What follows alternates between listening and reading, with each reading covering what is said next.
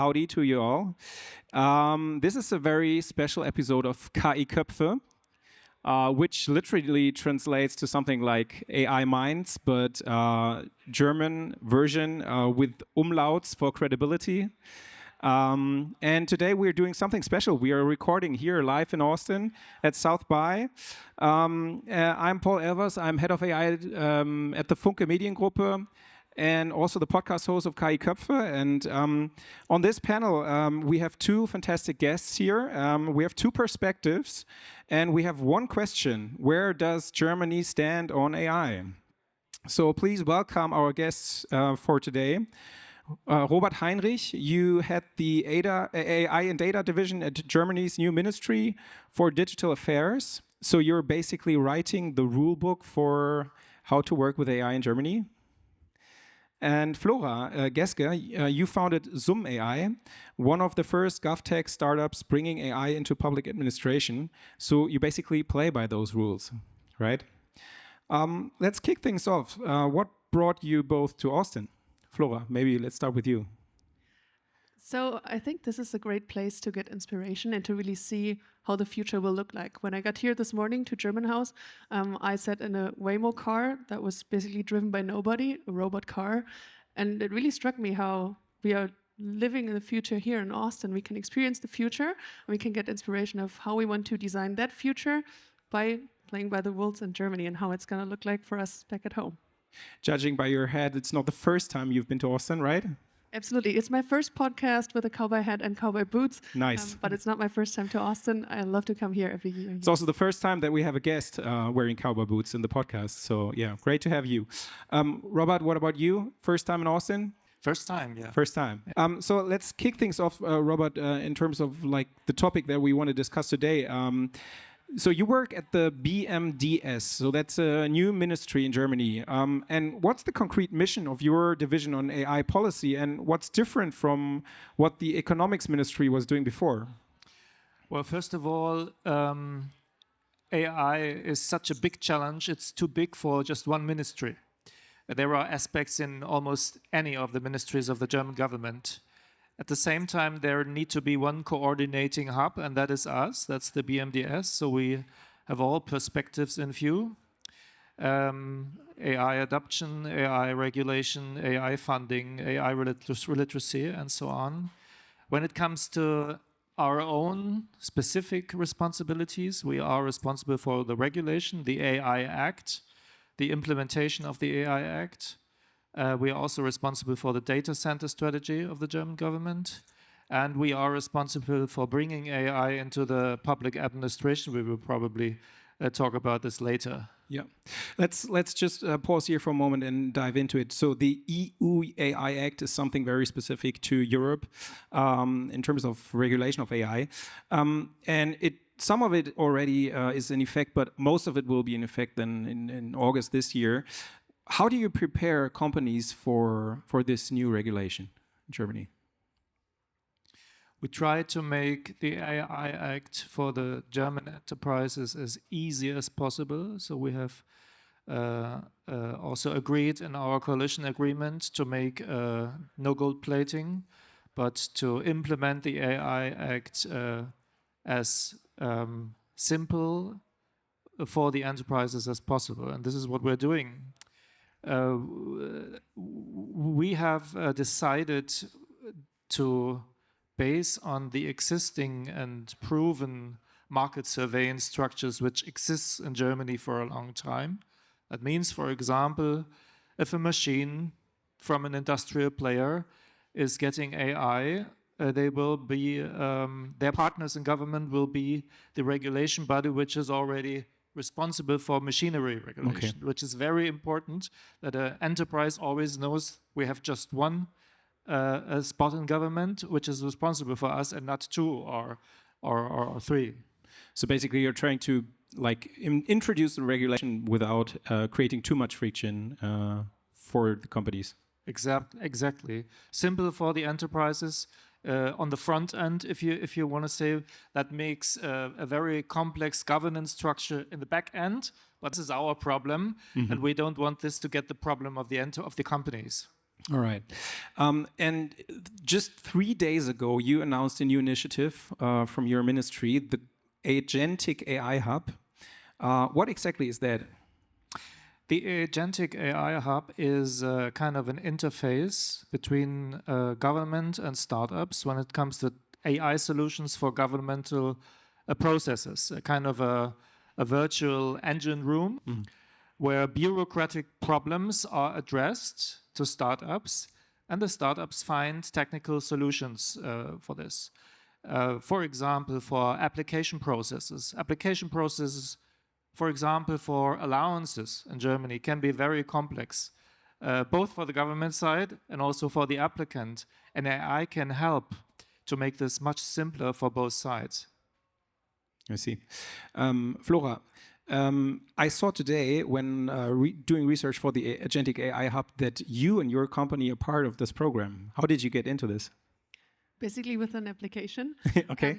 But I think it takes a lot of work behind the scenes. My company has been around for more than 4 years, working with AI and the government, and we've really tried to find use cases, and we've succeeded in doing so, that showcase that even though we are at the beginning of government modernization, as it says in the title of your ministry, there are already cases with AI that can work and that really bring a lot of benefit to the employees of the government. And by showcasing this, we were able to get in, and that is really cool because there were, I think, between 300 and 400 applications for this alone from startups, which also shows that this initiative has gotten lots of visibility, which is for the first time really, really cool that such a broad audience knows about this and has applied.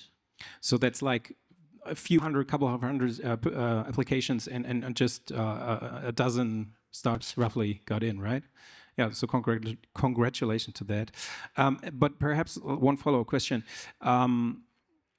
What do you think? Like, I think your company was already prepared to basically deliver solutions that can help streamline the processes in the public sector.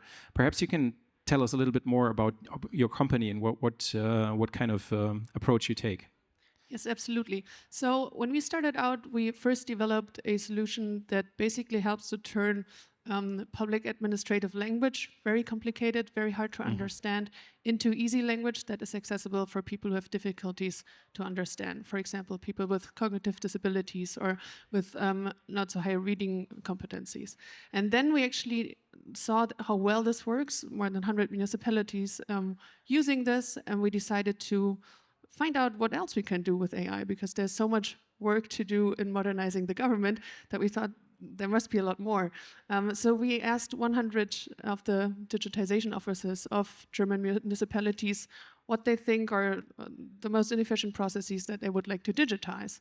And 97 of them said, well, we don't know because we don't know our processes. So we said, okay, looking at our experiences from the private sector, how can you digitize in a broad way, in a sustainable way, if you don't know the processes right now, if you have not documented the status quo. So we decided then to use AI to help municipalities document their processes in the first place in an efficient way, just by speaking into our software and then creating the process models so that they can then optimize them, again with the help of AI, analyze them, and in the end, digitize and automate them.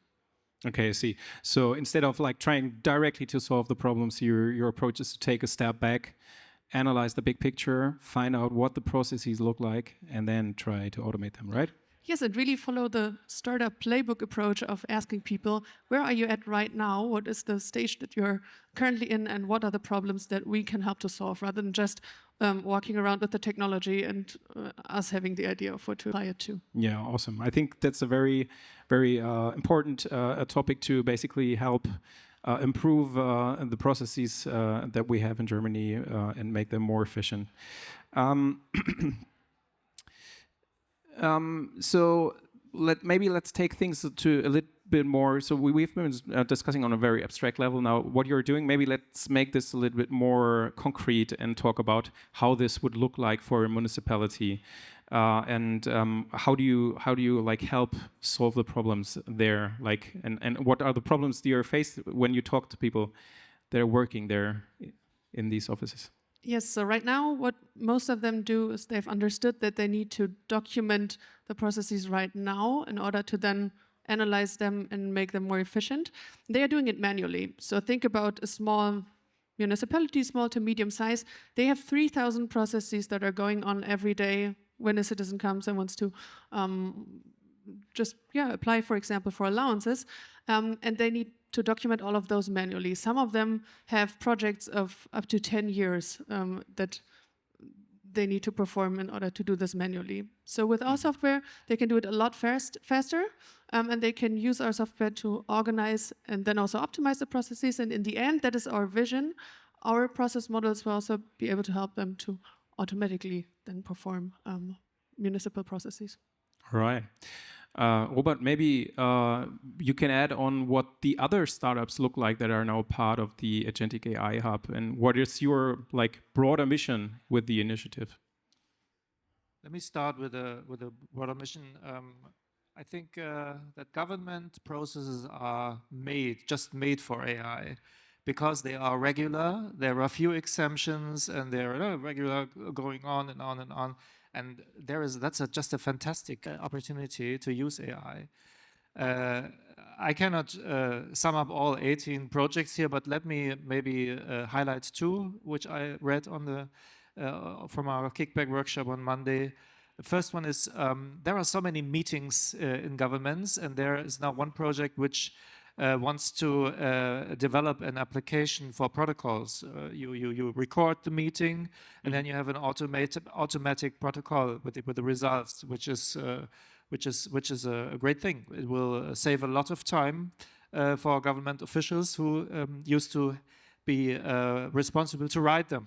First thing. Second thing is I talked about allowances already. Let me take the example of the housing allowance. Housing allowance is a specific social welfare instrument in Germany, and it's very complicated, both for the applicant, but also for the government.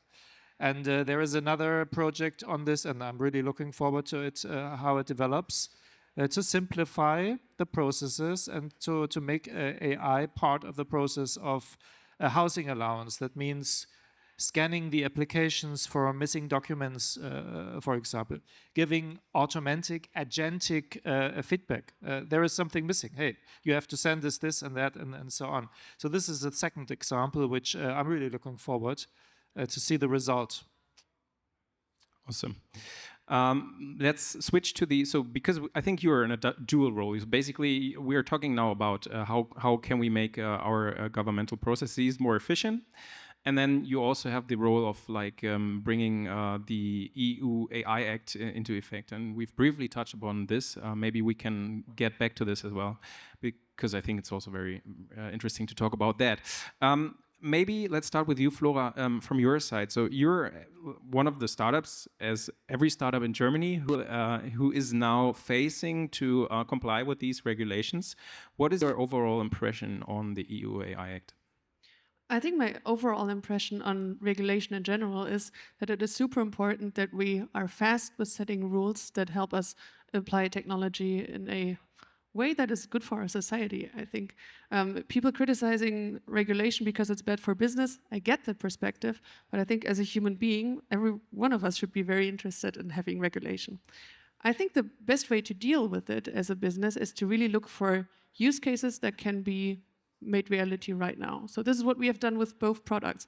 When we started out with our easy language application of AI, we basically worked with texts that are published on websites, so basically public data. So nobody could say, "Oh, you're processing data that is classified." It was just there on the website anyways. So it was very easy to implement this use case.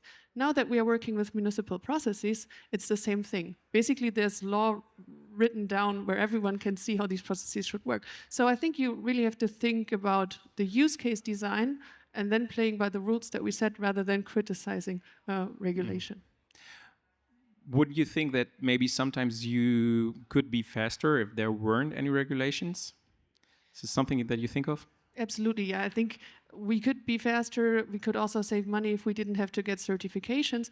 But again, as a human, I believe that they're important, so I don't want to criticize that. Robert, what's your take on this?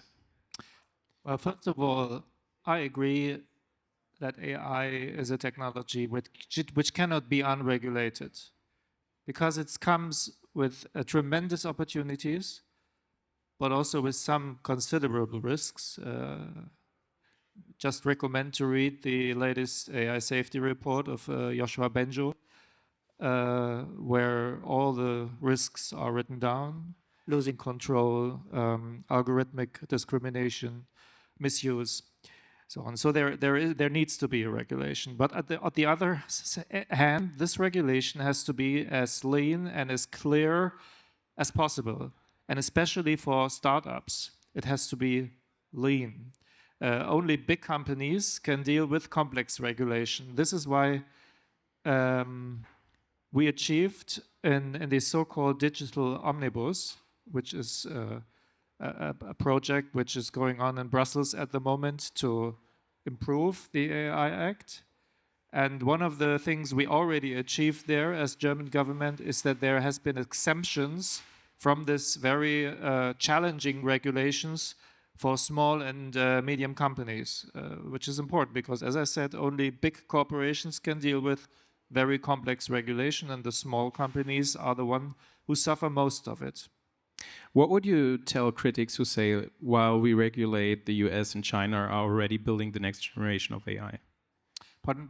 What would you tell critics who say, like, we don't need this regulation, and we look at other players in the global market who are already building the next generation of AI, like in the US or China? Like, isn't this hindering us from being competitive on a global scale? I'm convinced that if we do it right, the European regulation will be, on the long run, a competition advantage.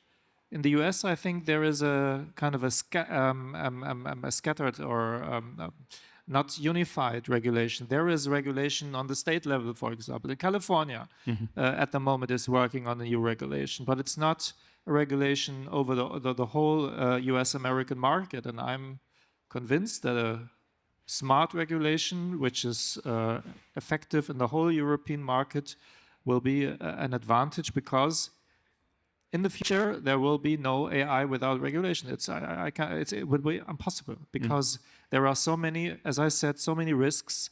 They need to be regulated in a way.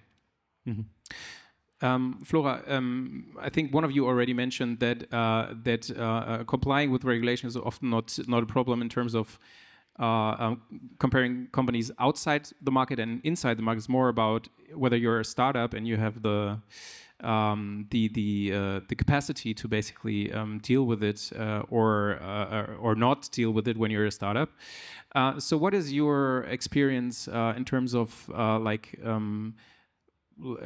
founding a startup and scaling the startup in Germany in terms of complying with this regulation? Do you think it kind of sets you behind, or is your experience more or less that everybody has to play by these rules and it's a equal game, basically? We focus very much on the German market and on solving problems that are very unique to our public sector. So we don't really experience too much competition from outside, where people would not have to play by the rules and be faster because of that. I think there's a lot of bureaucratic red tape that is not really necessary, and that makes it just slower and a bit more difficult to, for example, set up a company. But I already know that there's a lot of work going on to make it faster to set up a company and to make it easier. So I think we are on the right track. We just have to focus on setting rules in an efficient and easy way, and not discriminating too much small businesses compared to big, especially big tech, with lots of very, very deep pockets to spend on lobbying and to spend on getting certifications faster. Since you're here in Austin and we're surrounded by American tech optimism, what is your feeling when you see this? Are you envious, or do you think that's perhaps also downsides and you're pretty happy with the spot where you are? I'm an optimist in general. Okay. And I think especially the technology of AI is a big chance for us with the public sector to just move ahead very fast and to use the advantages to become an efficient and sustainable government that will keep on operating in the future. By 2030, 1 million workers in the public sector will be missing. So we are basically steering in the direction of failure if we don't leverage technology to become efficient, but to do it in an emphatic and in a sustainable way, and not just be too fast because everyone else is moving fast without regulation. I think we are on a very good track here, and we are leveraging opportunity, especially with initiatives like the Agentic AI Hub that is done very, very well by your ministry. Robert, what are your expectations for where this Agentic AI Hub is heading? Well, as Flora said, there is a pilot phase now for 3 months, and after that we have some exciting applications, and that's the plan, hopefully will be scaled. We have thousands of municipalities in Germany, and they all have the same problems, more or less. So I hope that these projects will be kind of a kick-off for scaling applications all over German municipalities, state administrations, federal level. Mm-hmm. Perhaps this could also be something that could inspire others to basically transform their governmental processes in the future? Yes, the ministry I'm working for is responsible for the whole digitalization of the German government, from the federal level over the state level to the municipal level. And I hope that this Agentic AI Hub initiative is a kind of a kickoff to finally get the job done which German governments should have done in the last decade, to be honest, to have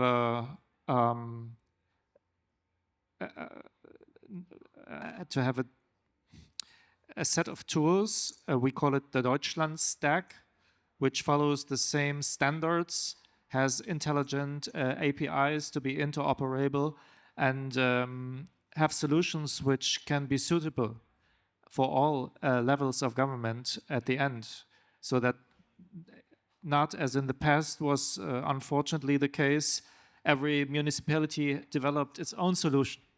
Mm-hmm.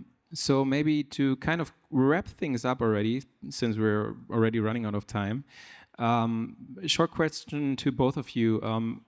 If we would stand here next year and meet again and talk about the topics that we talked about today, what needs to happen that both of you would say we're on the right track? Maybe Flora, you want to go first? I want to answer this very specifically in terms of the Agentic AI Hub. Mm-hmm.